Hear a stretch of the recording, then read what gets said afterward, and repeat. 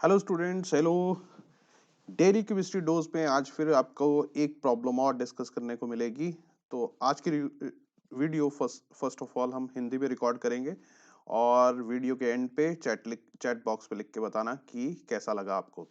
So what we shall be discussing in today's video is a question based on a topic of electrochemistry. Electrochemistry पे एक question करने की कोशिश करेंगे आज। तो ये क्वेश्चन आ रहा है आपके सामने और इस क्वेश्चन को पढ़ो, अपने आप पढ़िए और सॉल्व करने की कोशिश कीजिए और वीडियो को स्टॉप कर लीजिए और उसके बाद सॉल्यूशन की तरफ बढ़िए। So pause the video and read the question and try to attempt it yourself.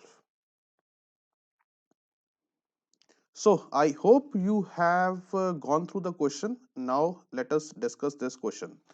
तो इस क्वेश्चन में क्या कह रहा है कि आपके पास एक सोल्यूशन है जिसमें ये दो केटाइंस पड़े हैं।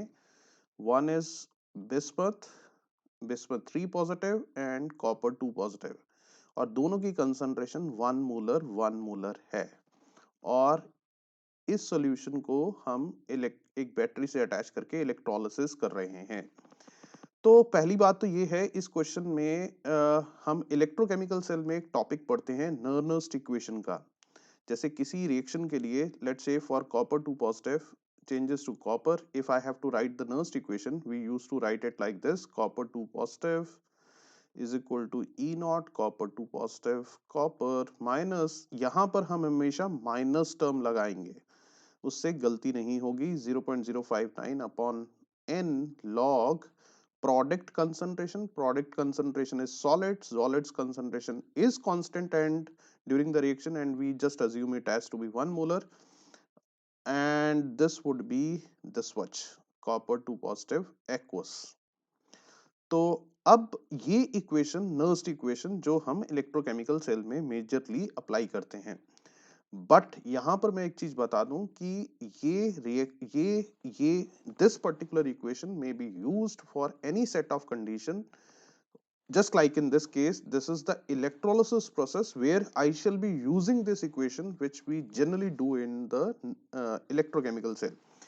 अब ये फंडामेंटली ये इक्वेशन क्या बता रही है कि अगर आप इस क्यूप्रिक आयन की कंसंट्रेशन को चेंज करोगे, उससे इस पे क्या इफेक्ट पड़ेगा, because when the concentration is 1 molar of cupric ions, then we happen to say E copper 2 positive copper is nothing but E naught, because this term whole term would become 0 when the concentration of cupric ion is 1 molar.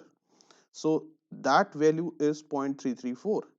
अब हम ये देखना चाह रहे हैं कि अगर cupric ion की कंसंट्रेशन में हम कुछ भी छेड़छाड़ करेंगे तो उससे इस पे क्या इफेक्ट आएगा. This is what we use to do in the Nernst equation. अब ये इलेक्ट्रोकेमिकल्स इलेक्ट्रोलिसिस के क्वेश्चन में हम इसको कैसे यूज करेंगे, तो हो क्या रहा है कि शुरू में दोनों की कंसंट्रेशन 1 मोलर है, तो ई नॉट वैल्यूज दोनों की गिवन है, तो इसका मतलब cupric ion का reduction potential ज्यादा है. What does it mean? That cupric ions have the more tendency to undergo reduction, and that too considering all other parameters of electrolysis is not to be taken care, like temperature, over voltage, things like that, or the type of electrodes which we use, is it a attacked electrode or a inert electrode, that data is not given. So assuming that that all things are just taken care of, we just be simply focusing on this part that जिसका SRP ज्यादा है वो reduction करना पहले शुरू कर देगा. तो जैसे जैसे रिडक्शन होगी, तो ऑब्वियसली जैसे जैसे रिडक्शन होगी तो क्यूप्रिक आयन की कंसंट्रेशन कम होती जाएगी. तो इसी इक्वेशन को अगर मैं इस तरह लिख दूं अब, that E is equal to E naught copper 2 positive copper 2 positive copper, and if I just change this negative sign to positive, 0.059 upon 2 log, so this term would go, I did the reciprocal part of, I just changed the sign to keep this above. So पहले क्या हो रहा है कि इसकी concentration 1 molar है शुरू में, और जैसे जैसे इलेक्ट्रोलिसिस हुई क्यूप्रिक आयन की कंसंट्रेशन कम होनी शुरू हो गई. जैसे जैसे ये टर्म इसकी कंसंट्रेशन कम होगी तो ये टर्म डिक्रीज होनी शुरू हो जाएगी. Did you get this point? So as this electrolysis keeps on going, cupric ion concentration keeps on decreasing. This concentration is decreasing, this concentration is decreasing, so this value is decreasing, so the entire value is decreasing. Is it okay? So if the entire value is decreasing, so what would happen? At some point of time, bismuth start competing. Isn't it interesting, मजेदार, कि bismuth अब compete करेगा किसके साथ? Cupric ion के साथ, because उसकी अभी कंसंट्रेशन 1 मोलर ही है, तो उसका रिडक्शन पोटेंशियल किसी टाइम पे क्यूप्रिक के बराबर आ जाएगा। तो जब क्यूप्रिक आयन की वो कंसंट्रेशन जिस पे बिस्मथ जस्ट स्टार्ट रिडक्शन करना स्टार्ट करेगा, वो कंसंट्रेशन क्यूप्रिक आयन की इस क्वेश्चन में पूछी जा रही है। तो what we will shall be doing here is, I will keep this as to be. Now what is the cupric ion bismuth ion concentration? What would be the value of reduction potential of bismuth when it is 1 molar? So it is 0.0, so I shall be putting, जब cupric ion का reduction potential bismuth के बराबर हो जाएगा, उस वक्त cupric ion की क्या कंसंट्रेशन होगी वो नर्स्ट इक्वेशन से पता लग जाएगी। So this would be 0.059 upon 2 log copper 2 positive aqueous. So ये कंसंट्रेशन उस वक्त होगी जब इस कंसंट्रेशन पे बिस्मथ के बराबर हमारा रिडक्शन पोटेंशियल पहुंच जाएगा, तो bismuth start undergoing reduction as well. So what answer do we get here? So this would become minus 0.118 into 2 upon 0.059 is equal to log copper 2 positive, and this log is of base 10.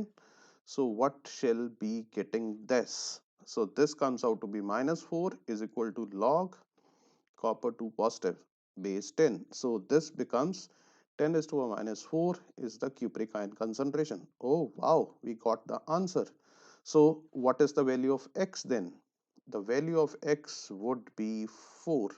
So the answer to this question is D. I hope you have understood today's question.